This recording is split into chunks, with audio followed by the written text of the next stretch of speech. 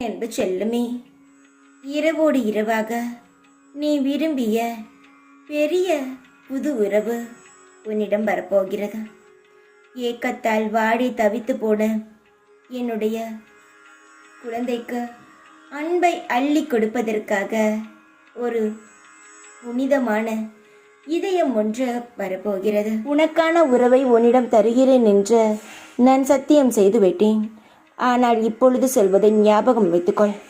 எந்த ஒரு உறவாக இருந்தாலும் சரி, அந்த உறவிடமிருந்து ஒரு அடி நீ தள்ளி இருப்பதே உனக்கு நல்லது.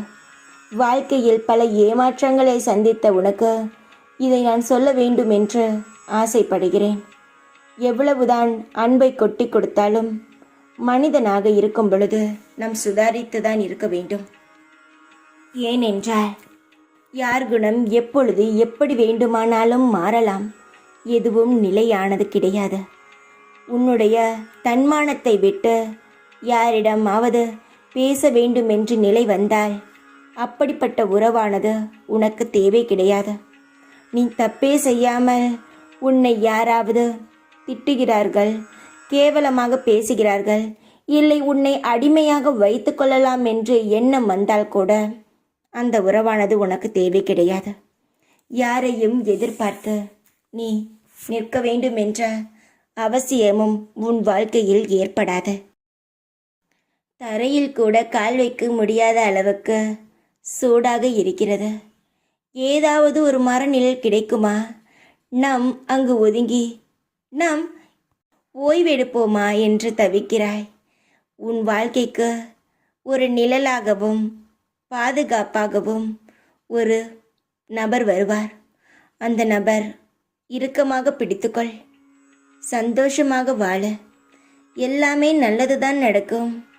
ஆனால் எல்லாவற்றிலும் ஒரு கண் இருக்கட்டும். ஏனென்றால் உன் மனம் காயப்பட்டு இருக்கிறதா? சுதாரிப்பாக இரு. நல்லதே நடக்கும். உனக்கான நிரந்தரமான நிழல் கிடைக்கவும், நிரந்தரமாக ஓய்வெடுக்கவும், உன் மன பாரத்தை குறைக்கவும், உன் கவலையை தன் கவலையாக மாற்றி ஏற்றுக்கொள்ளவும் ஒரு உறவு வந்து கொண்டு இருக்கிறது. உன்னுடைய வாழ்க்கையின் நிலையானது மாறும்.